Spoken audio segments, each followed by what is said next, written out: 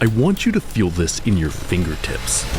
Think about what it would be like to wield a weapon so powerful it practically makes you a god, where the act of controlling it transforms you into something superior to mortal flesh. Because from giant robots to the Tower of Babel, humans have for centuries dreamt of building weapons that rival the heavens. For surely such a dream wouldn't become a fucking nightmare.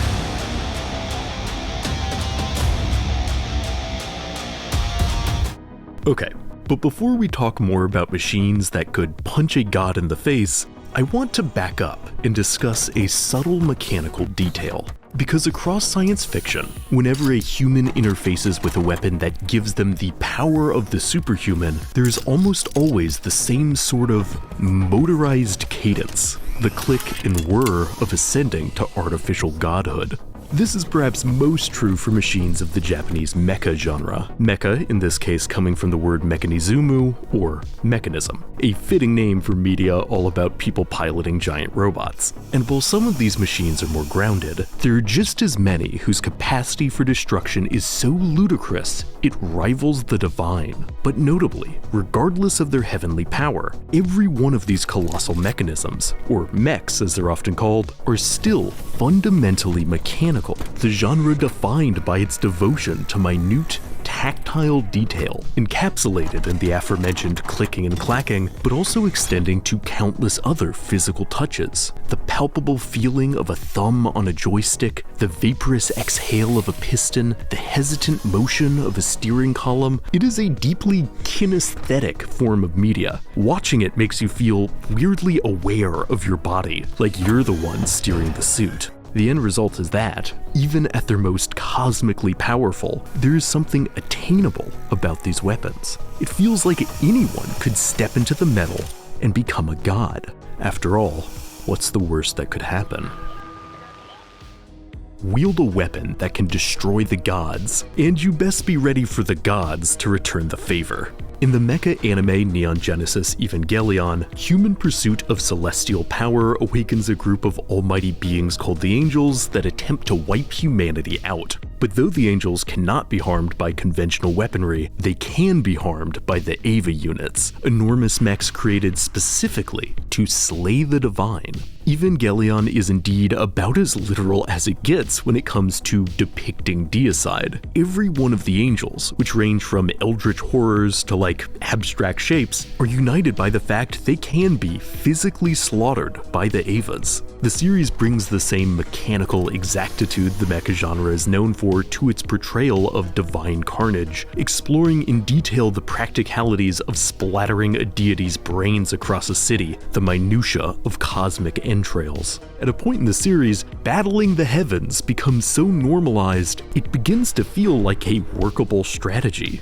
But to be mortal is to have limits, and even these mechs can't defy the gods forever. A deity punishing humanity for challenging them is of course not a novel concept. Evangelion is drenched in allusions to older religious texts, and while by the creator's own admission most of its theological imagery is there less for commentary and more because it looks cool, any story of the divine punishing human hubris inevitably echoes a larger spiritual canon. Perhaps the most applicable is the Old Testament account of the Tower of Babel, in which a united humanity begins to construct a monolith so monstrously large it's intended to breach the very heavens, prompting the Almighty to mix up mortal languages, hence the need for Google Translate. The humans of Evangelion similarly face punishment, albeit the more severe punishment of total extinction, though their crimes are admittedly more egregious. Practically every piece of human technology we see in Evangelion could be its own Tower of Babel deserving of celestial vengeance. Humanity's newfound machines built from power stolen from the angels and mutilated into terrible fusions of metal and the divine. Even the Eva units themselves are revealed to be more like suits surrounding the bodies of celestial flesh, stolen strength that humanity struggles to keep in check. This sense of sinful construction extends to all facets of the series' mechanical presentation, for while Evangelion is filled with the kind of tactile motorization the genre excels at, underneath each artificial shell is the squelch of horrid tissue. Drill into the computerized headquarters from which the Evas are launched, and you'll find not wires, but a vast living brain that must be poked full of needles. Evangelion's towers of Babel are built on a pilfered edifice. It's no wonder it all starts crumbling down. A machine built to end war is always a machine built to continue war. Humanity collapsing due to their godlike weapons escaping their control is a reoccurring anxiety across the mecha genre, and indeed across actual history. It's almost too obvious to draw connections between the post-atomic boom of mecha anime and the immediately atomic boom of the literal bombs. In 1945, the US detonated two previously unimaginable weapons. Its guilt-ridden creator waxed poetic about how humans are the gods now, and humankind forever entered a reality where we could unmake ourselves in a single afternoon. In a way, nuclear missiles make the Babel passage all the more prescient, looming towers so mighty and terrible that it would perhaps be a mercy if the Almighty turned the child safety lock back on. Atomic scars undeniably run deep through the more godlike machines of Cold War mecha, although I am wary of the inclination to say nuclear anxiety is all that fuels these robots' almighty powers of annihilation. The mecha genre of this period,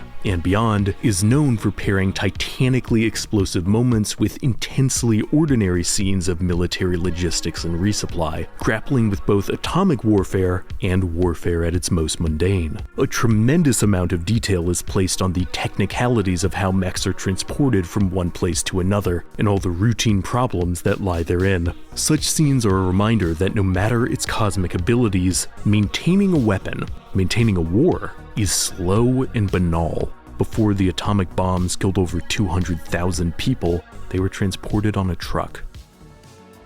Yet no matter how nightmarish or destructive a machine of war might be, the unavoidable paradox of almighty weapons, particularly in fiction, is that such creations can still have a certain appeal. Put simply, if war bad, why big robots cool? The incomparably influential Mobile Suit Gundam series all but codified the idea of the mecha genre as an anti-war parable, time and time again exploring the horrors of modern mechanized conflict through both more grounded scenes of combat and the clashing of metal demigods in space, but all those superpowered mechs also make for great toys. In 1973, filmmaker Francois Truffaut famously argued there's no such thing as an anti-war film, stating, "Every film about war ends up being pro-war." Regardless of how brutally or faithfully one might depict conflict, he maintained that to frame something in the language of filmmaking is to narrativize and aestheticize it, and therefore make it more consumable. Whether one fully agrees with Truffaut or not, it is inarguable that when portraying a conflict or weapon in extreme detail, raw visuals sometimes obliterate any intended thematic nuance. And for a deity-destroying weapon, surely that goes double, the sheer scope of destruction demolishing critical thought. A weapon that could slaughter a colossus might be a terrifying concept, it also definitely rules.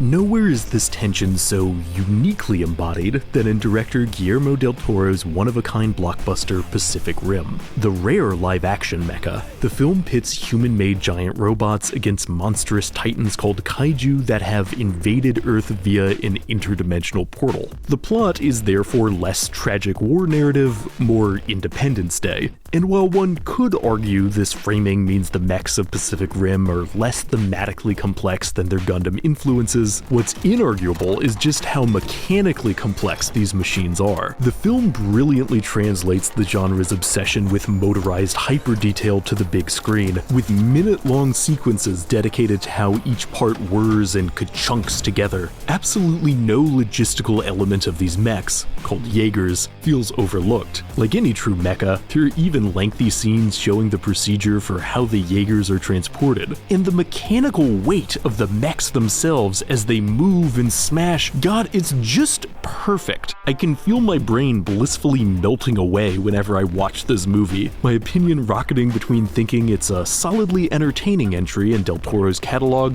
to thinking it's the greatest film ever made. But at the risk of being the lamest guy at the party, I do think it's worth exploring why Pacific Rim seems so reluctant to tackle the wartime themes the genre is known for, why its portrayal of mechanized conflict seems as toyified as possible. Because Pacific Rim is not actually a thoughtless movie, its attention to detail extending not just to the mechs, but to the titans they slaughter. Not since Evangelion has a piece of media so thoroughly explored the ramifications of a godlike corpse being smashed upon a city, the film taking the time to show how an entire cottage industry has sprung up around dismembering kaiju cadavers, even selling the oversized parasites that cling to their skin. And other post-kaiju humans go further by worshipping the fallen titans as literal gods, believing they will one day rise again to punish the mortals, an idea that just kind of stays in the background. Pacific Rim is a movie about intriguing, nuanced detail that also feels keenly aware it is a poor vehicle for actual nuance. I kind of think it's onto something. To portray an almighty weapon as a generic force for good seems naive at best and dangerous at worst. Though Greek mythology might warn of the Ophiuchorus, a kind of bull snake monster that, if slain and its entrails burned, would lead to the destruction of Olympus, most modern Greek myth adaptations make the god-slaying weapon a big sword or something, emphasizing its sheer coolness over its capacity to bring ruin. Likewise, many recent critical think pieces have been written on how positively superweapons are portrayed in Hollywood films, how dropping the aesthetic equivalent of an atomic bomb on the enemy is usually the default happy ending of the US mega blockbuster. When the gods get theirs, it's often the nukes that give it to them. At a glance, the ending of Pacific Rim seems to follow this trend. The very heart of the protagonist's mech is implied to be a repurposed nuclear weapon, which during the film's climax our heroes send through the dimensional portal and detonate, thus saving the world. I think it's easy to look at the sequence and say this is where Pacific Rim truly deviates from its Japanese mecha roots. I also wonder if that's missing the larger story. The way that historical mass devastation informs the framing of fictional annihilators is not as straightforward as one might assume.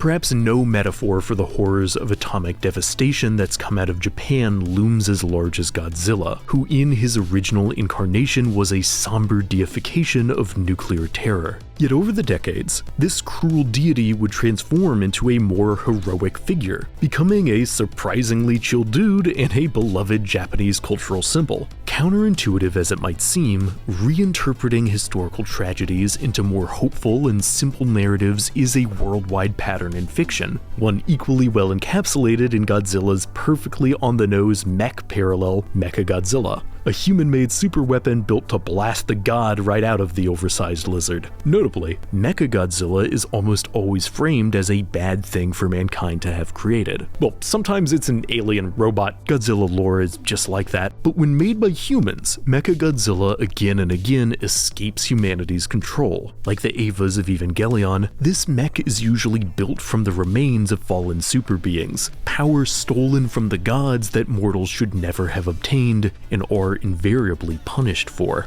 The connection between this hyper-destructive machine, one unwisely built to mimic the power of an atomic monster, and nuclear armament is not particularly hard to draw. However, like Godzilla, Mechagodzilla has also become a beloved piece of Japanese pop culture. I love Mechagodzilla too. It's a robot that looks like Godzilla. Like, who cares about themes? That rules. I don't want to suggest there's no lingering emotional thorniness to these atomic deities. More recently, Godzilla has once again been used to embody somber nuclear tragedies in Japanese media, like the Fukushima disaster. But I do want to re-emphasize that, across cultures, it's exceedingly difficult for symbols of godlike destruction to hold on to their nuance. The allure of power is simply too appealing. I'm ultimately not sure that a film like Pacific Rim is as different from its mecha roots as some critics have suggested, because from Japan to the US, it's been proven almost impossible to frame a giant weapon as a bad thing in a piece of media about a giant weapon. Any sufficiently tall tower seems destined to overshadow all intended complexity. It is the fate of every god destroyer to be worshipped in turn. Is it truly impossible to depict an all-powerful weapon of war without unintentionally glorifying it? In some ways, this is a question that artist Hayao Miyazaki has been openly grappling with his entire career. His very first Ghibli film, Nausicaä, gives us the quite relevantly named giant god warriors, biomechanical planet busters built to fight on humanity's behalf, but who instead end the world in just 7 days. Yet while the film portrays these weapons as monstrous, Nausicaä also paradoxically kicked off Miyazaki's career-long fixation with a different sort of weapon: airships. While not capable of rivaling the gods, these aerial combat units are nevertheless worshipped by Miyazaki's film language. In a surprising trend for an artist committed to anti-war messaging, flying war machines are rendered in reverent, loving detail across Miyazaki's work, with the same amount of mechanical obsession you'd expect from a military mecha anime. Miyazaki himself seems painfully aware of this contradiction, arguably making it the textual focus of The Wind Rises, his film about a Japanese artist whose love of designing beautiful aircrafts leads him to ignore the fact his machines will be used in the looming Second World War. Famously, Miyazaki's real father owned a factory that built military airplanes for World War II, the same war that would eventually take the life of Miyazaki's mother and solidify his anti-war ideals. For a creator like Miyazaki, there is, by his own admission, no way to square his love of war machines with the horrors of war. 今の人類の夢っていうのはみんな呪われてますよ、どこかで。美しく呪われた夢ってことも多いんですよ。In the same vein, the creator of Evangelion, Hideaki Anno, who actually helped Miyazaki animate the giant god warriors, has spent much of his career rendering horrific scenes of divine destruction with unparalleled exactitude, scenes that many fans enjoy purely because of the raw carnage, regardless of the intended nuance or tragedy. A fact that seems to frustrate Anno to no end, but what's he going to do? Not put in the giant robot? He loves giant robots. So do I. Almighty weapons are beautiful yet cursed dreams. A piece of art made to warn against war can always be worshipped as a piece of art made to continue war. I don't want to fall too deep into negativity here and suggest that the difficulties with using almighty weapons as vehicles for anti-war themes means that attempting to do so is inherently futile. Even if a significant percentage of people miss the point of a piece of media, that doesn't mean the point wasn't worth trying to make. But I do think the long-standing trend of fictional superweapons thematically intended to be worrying, yet being consumed as aspirational, is worth continued reflection. Why the weapons we make to destroy gods become gods themselves. I find myself thinking about video games like the Metal Gear Solid and Armored Core series, both of which offer uniquely interactive ways to engage with the ethical minutiae of using mechs as weapons of mass destruction. In Metal Gear Solid, a franchise famed for its avant-garde criticism of modern conflict, the titular Metal Gears are mechs capable of firing nukes from any position on Earth, essentially serving as walking tanks with doomsday devices strapped to them, the sort of brilliantly over-the-top metaphor that only the Metal Gear series could hope to pull off. Armored Core features equally destructive machines, although the mech that you play as is far more grounded, more foot soldier than deity. Nevertheless, your weapon in Armored Core is a powerful means of conveying the franchise's themes of corporate warfare and dehumanization, for though the character you control is technically a mercenary, the latest game of the series in particular emphasizes this gun-for-hire's utter lack of agency within the larger military system, as an augmented human locked into a machine of war. But quite famously, some Armored Core fans are uninterested in engaging with these themes, and a lot of Metal Gear fans seem to have no idea these themes are even a part of their favorite franchise, despite how often the games are practically shouting them at you. As games, these series in some ways have the harder sell, because to play as such a weapon, to actually literally have your thumb on the joystick, is a tactile experience so entertaining that even the most on-the-nose metaphor can feel like background noise. Why would anyone fear a super weapon if getting to control one is this fun? If almighty weapons are deified by their sheer coolness, by their raw capacity to entertain, perhaps the only way to ultimately unpack them is to make them a little boring. On the surface, Patlabor, a classic mecha series encompassing multiple shows and movies, seems like your standard giant robot affair. There are mechs, they're extremely mechanically detailed, they're great at blowing stuff up, all the classics. But what makes Patlabor different is that everyone in universe is so used to these weapons, they seem genuinely bored with them. And as a result, the narrative is bored with them too. Oh, the mechs change the world, to be sure. Like atomic bombs, you can't drop that kind of power without life on Earth changing, but then, life kept going, and everyone had quotas to meet.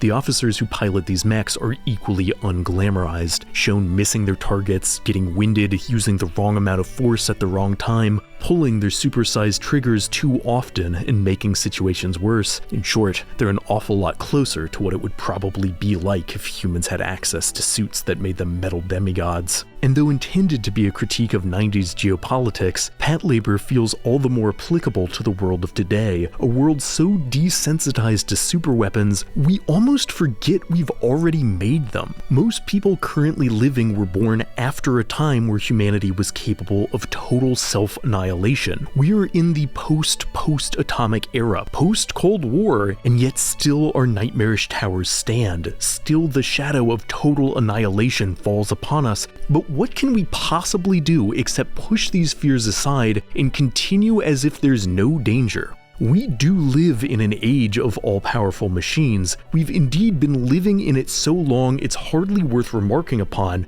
and yet most of us do not have power over them. We won't be the ones flipping the switch if Armageddon comes, so perhaps it's inevitable. We sometimes fantasize about being the ones in the cockpit, hands on the controls, wielding ultimate power, not at each other, but at some threatening deity. Yet the issue, of course, an issue that's been hovering around this whole video, is that a weapon that can destroy a god can certainly destroy us all too. Machines that could obliterate the divine are, and always have been, beautiful cursed dreams. I am certainly not immune to being pulled in by the surface potency of ominous superweapons, regardless of authorial intent. It's human nature to imagine what the view is like from the top of the tower. Even if the point is not to build the tower, even if its heights bring only suffering, even if it's a long way down. To be mortal is to be fixed to the ground. That's never stopped us from looking up.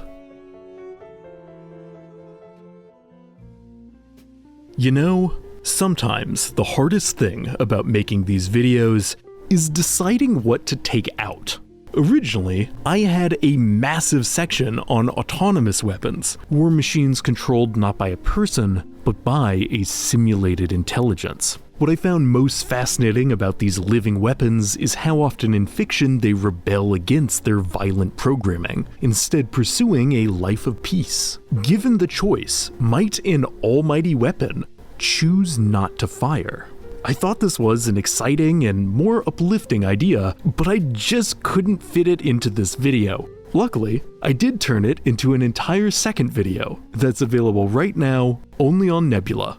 Support from my Nebula followers has allowed me to make a lot of exciting videos I wouldn't be able to make otherwise, including the one you just watched. But Nebula as a streaming service offers so much more than just Extra Curious Archive. I mean, it does have Extra Curious Archive. Every one of my videos is up there early and with no ads, and there's like a dozen full-fledged bonus videos on everything from tool-using octopuses to the likelihood of an alien invasion, but also, I am far from the only fish in the Nebula Sea. Hundreds of the best creators on YouTube are swimming around over there, making their own early, exclusive, and ad-free videos. And you can get access to all of them for less than $3 a month. if you use my link on screen or in the description to get 50% off an annual subscription to Nebula. This gets you access to a ton of stuff. Tierzoo is dropping videos weeks in advance, Jacob Geller has a multi-year backlog of bonus videos, and there are entire shows like Jetlag for you to binge. And to pull back the curtain a little bit, Nebula also remains the single best way to show support for my channel. Every one of my Nebula followers is absolutely critical to letting me continue to make stuff for you all to enjoy. Also, if, like me, a monthly or yearly subscription model just isn't your thing, you can instead use my link to get an unlimited lifetime of Nebula access for a one-time payment of $300, which is a full $200 off for an account that will literally never expire. And, as I always like to remind people, if you'd like to share these videos, each Nebula subscriber automatically gets free, week-long guest passes so that friends and family can watch absolutely anything they want. You can also gift a month, a year, or even a lifetime of Nebula access using Nebula gift cards.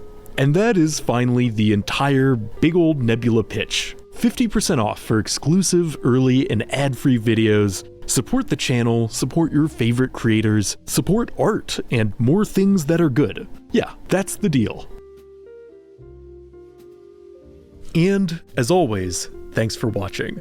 If you enjoyed this entry, consider lending your support by liking, subscribing, and hitting the notification icon to stay up to date on all things curious. See you in the next video.